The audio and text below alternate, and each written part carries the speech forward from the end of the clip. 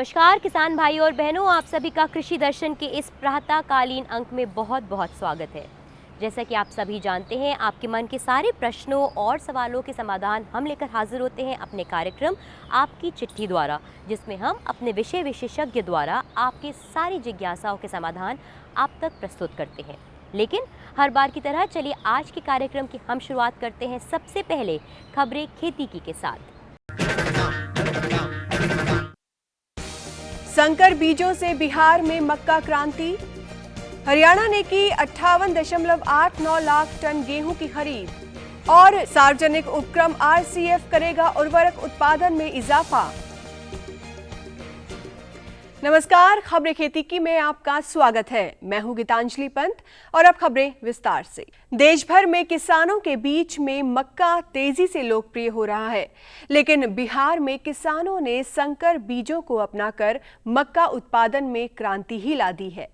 बिहार में मक्का इकलौती फसल है जिसकी उपज राष्ट्रीय औसत से अधिक है। बिहार में प्रति हेक्टेयर मक्का का उत्पादन 4.11 टन है, जबकि राष्ट्रीय औसत करीब 2.5 टन प्रति हेक्टेयर है।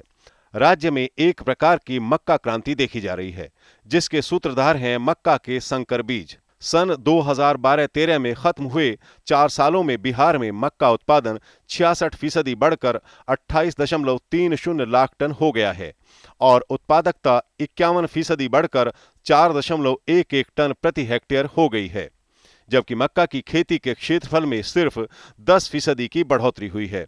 असल में संकर बीज उत्पादन और खेत प्रदर्शनों से राज्य में मक्का क्रांति का आगाज हुआ है। राज्य में अच्छी गुणवत्ता वाली मक्का की उपलब्धता से उद्यमियों को नए अवसर नजर आने लगे हैं। किसानों को भी मक्का के अच्छे दाम मिल रहे हैं और उनकी कमाई में इजाफा हो रहा है। मौजूदा खरीद सीजन में हरियाणा सरकार गेहूं की अच्छी खरीद कर रही है। राज्य सरकार की विभिन्न खरीद एजेंसियां अब तक करीब 58.89 लाख टन गेहूं की खरीद कर चुकी है। मौजूदा खरीद सीजन में हरियाणा की मंडियों में करीब 59 लाख टन गेहूं की आवक हो चुकी है। हरियाणा सरकार की खरीद एजेंसियों ने इसमें से अब तक 58.87 लाख टन गेहूं की खरीद कर ली है। हैफेड ने सबसे अधिक 22.16 लाख टन गेहूं की खरीद की है, जबकि खाद्य एवं आपूर्ति विभाग ने 16.63 लाख टन गेहूं की खरीद की है। इस प्रकार एग्रो इंडस्ट्रीज कॉरपोरेशन ने 5.28 लाख टन, हरियाणा वेयर हाउसिंग कॉरपोरेशन ने 5.90 लाख टन, कॉनफेड ने 1.43 लाख टन और एफसीआई ने 7.44 लाख टन गेहूं की खरीद की है। किसान मंडियों में साफ और नमी रहित गेहूं ला रहे हैं, जिससे उन्हें दाम मिलने में किसी प्रकार की परेशानी का सामना नहीं करना पड़ रहा है। राज्य सरकार को इस बार गेहूं की रिकॉर्ड खरीद की उम्मीद है। सार्वजनिक उपक्रम आरसीएफ यानी राष्ट्रीय केमिकल्स एंड फर्टिलाइजर अपनी उत्पादन क्षमता में इजाफा करने जा रहा है। इससे किसानों को उचित दाम पर उर्वरक उपलब्ध हो सकेंगे। भारत सरकार द्वारा आरसीएफ यानी राष्ट्रीय केमिकल्स एंड फर्टिलाइजर को मिनी रत्न का दर्जा मिला हुआ है, लेकिन अब जल्द ही आरसीएफ नवरत्न की श्रेणी में आने की तैयारी कर रहा है। देश में आरसीएफ की मुंबई के ट्राम्बे में और महाराष्ट्र के रायगढ़ जिले के थाल में 2 इकाइयां हैं, लेकिन उर्वरकों की बढ़ती मांग को पूरा करने के लिए आरसीएफ अपनी उत्पादन क्षमता में इजाफा करने जा रहा है। आरसीएफ अगले 5 वर्ष में करीब 6,300 करोड़ रुपए का निवेश करके यूरिया का उत्पादन बढ़ाने की योजना पर कार्य कर रहा है। इसके अलावा घाना में भी यूरिया उत्पादन के लिए संयंत्र कोल इंडिया, गेल और फर्टिलाइजर कॉरपोरेशन के साथ संयुक्त उपक्रम के रूप में स्थापित किया जाएगा। इससे किसानों को बेहद उचित दामों पर उर्वरक उपलब्ध कराने में सफलता मिल सकेगी। खेती किसानी लगभग पूरी तरह मौसम पर आधारित है। इस कारण मौसम की सही जानकारी होने से किसान अच्छा उत्पादन लेने में कामयाब होगा और इससे आमदनी भी बढ़ेगी। तो आइए अब लेते हैं मौसम की जानकारी। मौसम विज्ञान विभाग के अनुसार पश्चिम बंगाल, सिक्किम, झारखंड और बिहार समेत दक्षिण तमिलनाडु और केरल में बारिश के आसार हैं। हरियाणा, दिल्ली, पूर्वी राजस्थान, उत्तर प्रदेश और पश्चिमी मध्य प्रदेश में धूल भरी आंधी चलने की संभावना है। तटीय क्षेत्रों में तेज हवाएं चलने की संभावना है, जिस कारण मछुआरों को समुद्र में न जाने की सलाह दी जा रही है। किसान भाइयों के लिए सलाह है कि रबी फसल की कटाई के बाद खाली खेतों की गहरी जुताई कर जमीन को खुला छोड़ दें, ताकि सूर्य की तेज धूप से गर्म होने के कारण इसमें छिपे कीड़ों के अंडे तथा घास के बीज नष्ट हो जाएंगे। साथ ही किसान खेत की मिट्टी की जांच किसी प्रमाणित स्रोत से करवाएं और अपने खेत का समतलीकरण करवाएं। ये लो, और बताओ। बस। अरे ये क्या भैया जी, बस इतनी सी रासायनिक खाद? किसानी छोड़ रहे हो क्या? किसानी नहीं, नादानी छोड़ रहे हैं। मिट्टी की जांच कराई है।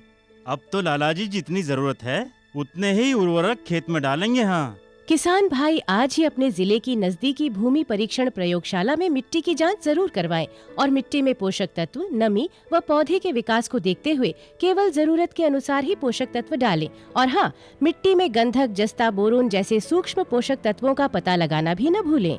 उर्वरक और जैविक खाद के सही उपयोग से भूमि का उपजाऊपन बनाए रखें, उत्पादकता बढ़ाएं, खर्चा घटाएं और बहुमूल्य विदेशी मुद्रा बचाने में भी सहयोग दें। और हाँ, धीमी गति से नाइट्रोजन उपलब्ध कराने वाले उर्वरकों जैसे नीम लेपित यूरिया को प्राथमिकता दें और यूरिया का पत्तों पर छिड़काव करें। अरे वाह, तू तो सचमुच समझदार हो गया रे। अधिक जानकारी के लिए संपर्क करें जिला कृषि अधिकारी या किसान कॉल सेंटर।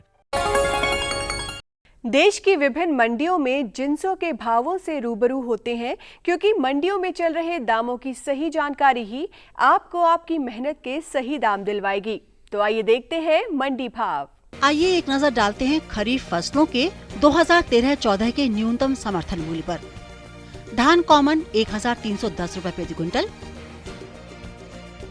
धान ग्रेड ए 1345 रुपए प्रति क्विंटल, ज्वार हाइब्रिड 1500 रुपए प्रति क्विंटल, ज्वार मलडंडी 1520 रुपए प्रति क्विंटल, बाजरा 1250 रुपए प्रति क्विंटल, मक्का 1310 रुपए प्रति क्विंटल, रागी 1500 रुपए प्रति क्विंटल, अरहर 4300 रुपए प्रति क्विंटल, मूंग दाल 4500 रुपए प्रति क्विंटल, उड़द 4300 रुपए प्रति क्विंटल, कपास मध्यम स्टेपल 3700 रुपए प्रति क्विंटल, कपास लंबा स्टेपल 4000 रुपए प्रति क्विंटल, मूंगफली 4000 रुपए प्रति क्विंटल, सूरजमुखी 3700 रुपए प्रति क्विंटल, सोयाबीन काली 2500 रुपए प्रति क्विंटल, सोयाबीन पीली 2560 रुपए प्रति क्विंटल, तिल 4500 रुपए प्रति क्विंटल, राम तिल 3500 रुपए प्रति क्विंटल। अन्य फसलों के 2013-14 के न्यूनतम समर्थन मूल्य पर एक नजर। नारियल मिलिंग 5250 रुपए प्रति क्विंटल, नारियल कोपरा बॉल 5500 रुपए प्रति क्विंटल, सूखा नारियल 1425 रुपए प्रति क्विंटल, जूट 2300 रुपए प्रति क्विंटल और गन्ना 210 रुपए प्रति क्विंटल। और अब कमोडिटी से जुड़ी कुछ खबरें। NCDEX पर जीरा भाव में इजाफा देखा गया है। जीरा के दामों में 2.44% की बढ़ोतरी दर्ज की जा रही है। घरेलू आपूर्ति में कमी के चलते और निर्यात की मांग निकलने के कारण जीरे में अभी तेजी बने रहने की संभावना है, जबकि जौ की मांग में कमी के चलते इसके दामों में गिरावट देखी जा रही है। जौ के दामों में 0.63% की गिरावट देखी जा रही है और फिलहाल इसमें अधिक सुधार होने की उम्मीद नहीं है। खेती की खबरों में आज बस इतना ही। कृषि दर्शन कार्यक्रम में और अधिक रोचक और ज्ञानवर्धक जानकारियों के लिए देखते रहिए कृषि दर्शन। किसान भाई और बहनों, हम जानते हैं कि आपके मन में ऐसे बहुत सारे प्रश्न और सवाल हैं जिनके जवाब आप हमसे चाहते हैं। आपकी चिट्ठी कार्यक्रम हमारी ओर से एक छोटा सा प्रयत्न है जिसमें हम आपको आपकी जिज्ञासाओं के समाधान प्रस्तुत करवाते हैं। तो चलिए अब आपको आपकी चिट्ठी, आपकी पत्रिका और उसके साथ साथ आपके सवालों के जवाब हम दिलवाते हैं अपने विषय विशेषज्ञ द्वारा आपकी चिट्ठी में।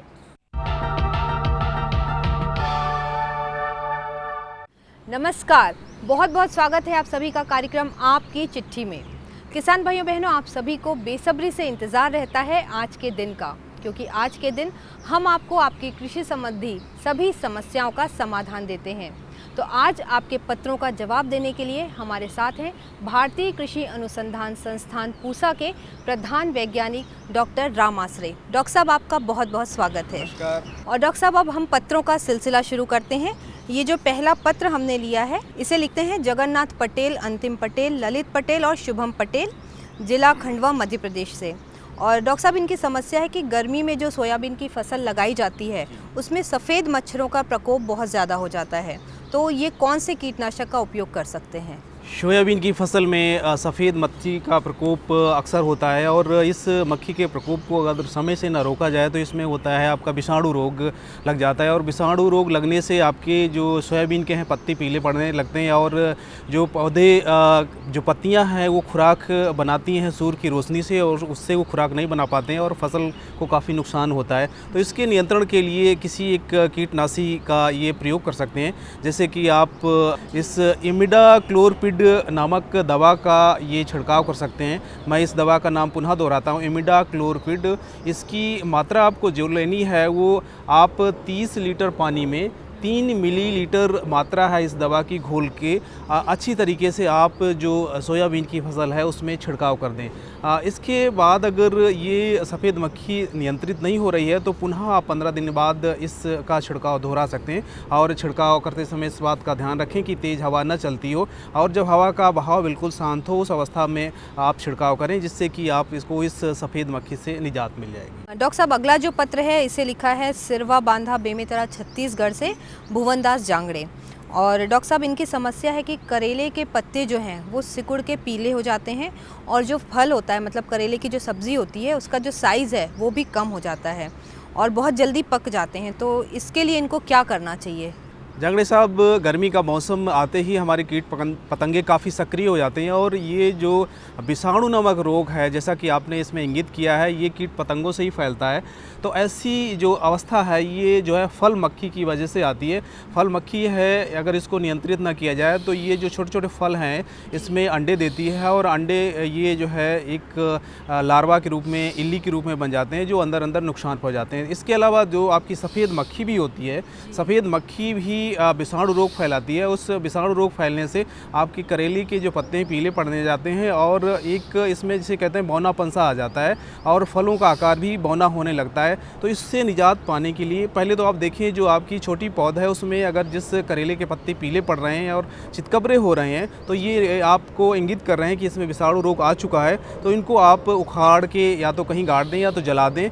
और इसमें आप ये भी देखें जो आपके खेत में खरपतवार होते हैं, खरपतवार जो है कीट पतंगों को आश्रय देते हैं, तो आप अपनी को फसल को खरपतवारों से बिल्कुल बचा के रखें, उसका सही समय से नियंत्रण करके रखें। और इसमें किसी कीटनाशी का, जैसा आप कॉन्फिडोर है, कॉन्फिडोर नामक दवा को लेके इसको भी तकरीबन आप 30 लीटर पानी में 3 मिलीलीटर दवा इसे का घोल बनाकर अच्छी तरीके से छिड़काव करें, जिससे कि आपको करेले की फसल से ये जो आपका विषाणु रोग है या जो इसमें बौनापन है इसकी समस्या से निजात मिल जाएगी। इसके अलावा मैं आपको ये भी सलाह दूंगा कि करेले की फसल को आप जो जाली, जो नेट हाउस हैं, जो छोटी छोटी जालियां आती हैं इसमें नायलॉन की, उस नेट हाउस में ही उगा सकते हैं। तो इससे आपका करेले का उत्पादन काफ़ी बढ़ जाता है और ये जो कीट पतंगे हैं इससे उसे नुकसान नहीं पहुँचता है।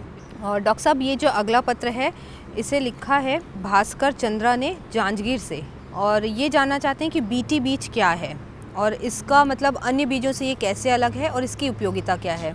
और डॉक्टर साहब, इसके अलावा इन्होंने कुछ और भी चीज़ें पूछी हैं कि बीटी का बैगन और मिर्च और टमाटर, ये जो बीटी के होते हैं ये कहाँ से ये प्राप्त कर सकते हैं।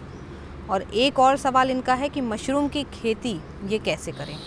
आपने पूछा है कि बीटी बीज क्या होते हैं। बीटी बीज एक आपके ट्रांसजेनिक, जैसे कि कहते हैं कि आपका इसकी संतति में दूसरे पेड़ पौधे के जीन डाल दिए जाते हैं, तो इसको हम ट्रांसजेनिक क्रॉप्स कहते हैं या इसको बीटी क्रॉप्स कहते हैं। तो बीटी आज तक हमारे देश में जो है वो कपास में इसके बीज बोए जाते हैं और इसकी खासियत ये होती है, इसकी विशेषता ये होती है जो आपने पूछी है कि ये आपके रोगों के प्रति या बीमारियों के प्रति या कीड़ों के प्रति इसमें लड़ने की क्षमता बहुत अपार होती है। तो इसीलिए बीटी बीज की ये उपयोगिता है। दूसरे जैसे आप फसलों का नाम लिया, जैसे आपने बैंगन, टमाटर, इनके बारे में हमारे यहाँ काफ़ी कुछ अनुसंधान हुआ है, लेकिन हमारे काश्तकार भाइयों को या किसान भाइयों को अभी उगाने के लिए इनके बीज नहीं दिए जा रहे हैं। अभी ये परीक्षण के दौर से गुजर रहा है, इसलिए इसमें अभी केवल कपास के बीटी बीज ही किसानों को उपलब्ध हैं।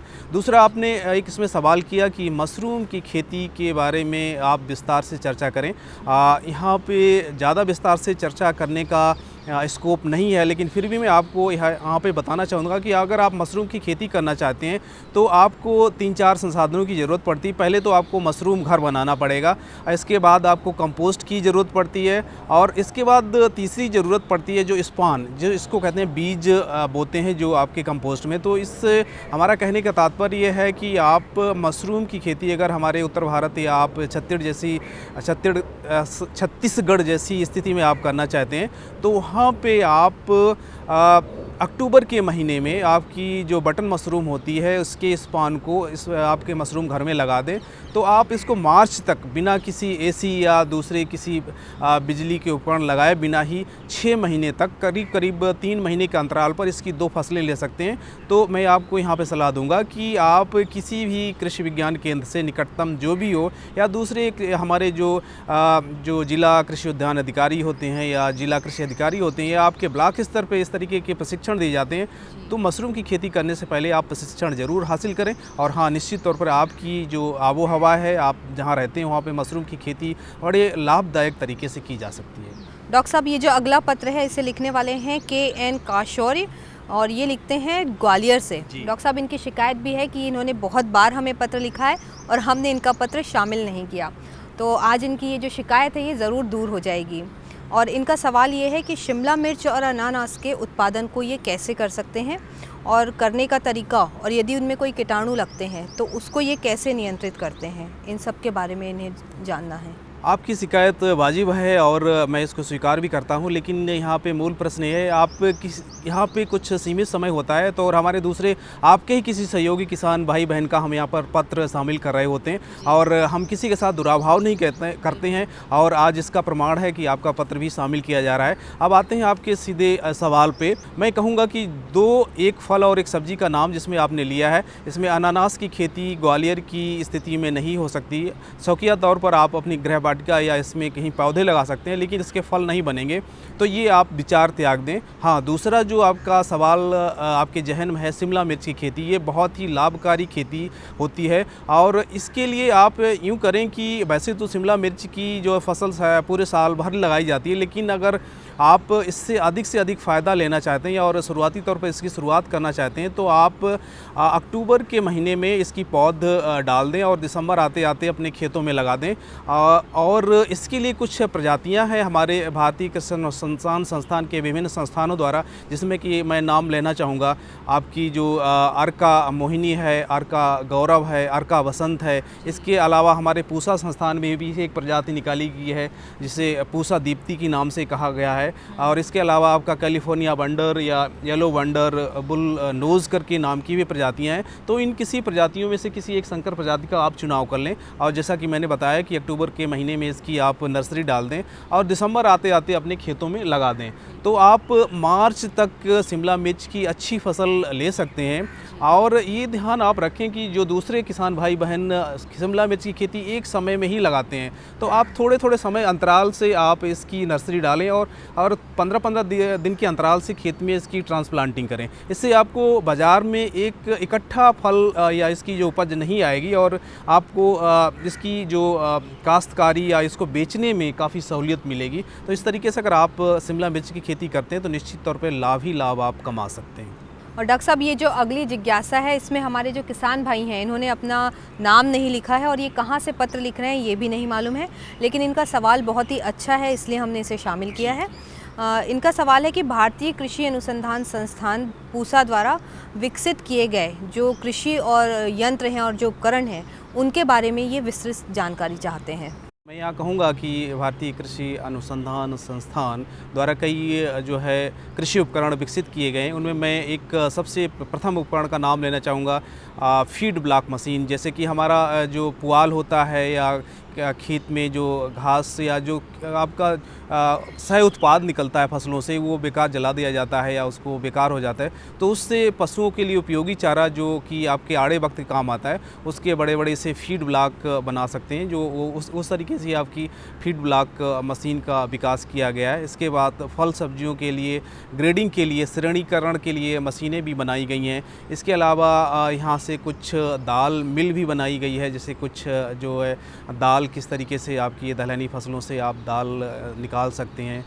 इसके अलावा कुछ आपके गहाई के यंत्र हैं और एक बहुत ही जिसे कहेंगे विशिष्ट श्रेणी का यंत्र यहाँ पे विकसित किया गया है, पूसा लेजर लेबलर। ये देखा गया कि हमारे जो खेत होते हैं किसान भाइयों के काफ़ी उबड़ खाबड़ होते हैं, एक सार नहीं होते हैं। ऐसी स्थिति में क्या होता है, जब वो पानी देते हैं तो पानी एक जगह इकट्ठा हो जाता है और आपके यहाँ जो दूसरे कृषि के इनपुट होते हैं, जो भी उनमें खाद पानी डालते हैं, तो एक सार नहीं हो पाते हैं। तो ऐसी स्थिति में आपके खेत का समतल होना बहुत ज़रूरी है। तो इसलिए पूसा संस्थान द्वारा आपका जो लेजर लेबलर तैयार किया गया, ये एक बहुत ही उन्नत विकसित यंत्र है जो एक पूरे आपके खेत को एक सार बना देता है। जहां अगर आप ट्रैक्टर से इसकी लेबलिंग करते हैं तो इसमें एक सेंसर होता है, ये सेंस करता है कि कहाँ पे आपका गहरा है, कहाँ पे ऊंचा है, तो इस तरीके से ही वो लेवल करता हुआ जाता है और बाद में किसान भाई पाते हैं कि उनका खेत बिल्कुल एक सार चौरस हो गया है।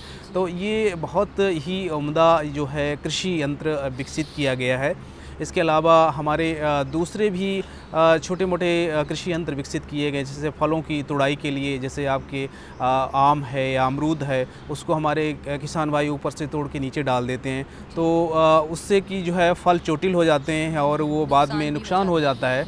तो उनको तोड़ने के लिए हमारे यहाँ जो मैंगो हार्वेस्टर या इसे कहते हैं आम तुड़ाई का यंत्र भी विकसित किया गया है। उसकी काफ़ी ज़्यादा कीमत नहीं होती है, लेकिन ये काफ़ी बहुपयोगी यंत्र है। तो इस तरीके से पूसा संस्थान द्वारा फसलों की गहाई से लेके उनकी हार्वेस्टिंग के लेके उनकी प्रोसेसिंग या पोस्ट हार्वेस्ट तुड़ाई के उपरांत या सस्योत्तर जो क्रियाएँ होती हैं, उस लेवल तक के कई जो है यहाँ पे औजार विकसित किए गए हैं, जिनका कि मैंने यहाँ पे नाम लिया हुआ है।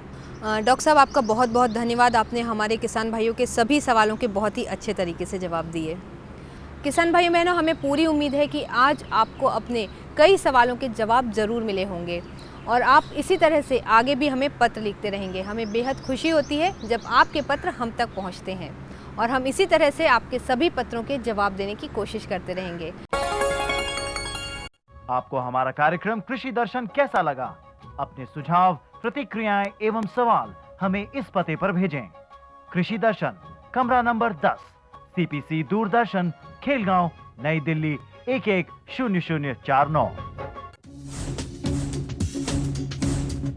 जुड़िए हमारे साथ ट्विटर पर twitter.com/कृषिदर्शन-dd, फेसबुक पर facebook.com/कृषिदर्शन-dd और देखिए कृषि दर्शन अब YouTube पर भी youtube.com/user/कृषिदर्शन-dd। भेजे हमें मेल कृषिदर्शन-dd@gmail.com पर। किसान भाइयों और बहनों, अब वक्त हो चला है आपसे इजाज़त लेने का, लेकिन हम आपको बता दें कि आपकी चिट्ठी और पत्री का हमेशा की तरह इंतज़ार रहता है। यदि आपके मन में कोई भी सुझाव है या फिर कोई भी प्रश्न है हमारे कार्यक्रम से संबंधित, तो आप हमें अवश्य लिखें। बस अब इसके साथ हमें दीजिए इजाज़त। चलने से पहले एक छोटी सी चीज़ और जो हम आपको बताना चाहेंगे वो ये कि कल हम अपने कार्यक्रम में आपके लिए क्या लेकर आए हैं। हर हफ्ते की तरह हर शनिवार को कृषि मंत्रालय द्वारा निर्मित हम आपको एक फ़िल्म दिखाते हैं। इस सप्ताह की फ़िल्म का विषय रहेगा बेमौसमी सब्जियों का आप किस प्रकार कर सकते हैं उत्पादन। इसके साथ अब हमें दीजिए इजाज़त। कल एक बार फिर आपसे मुलाकात होगी, तब तक के लिए नमस्कार।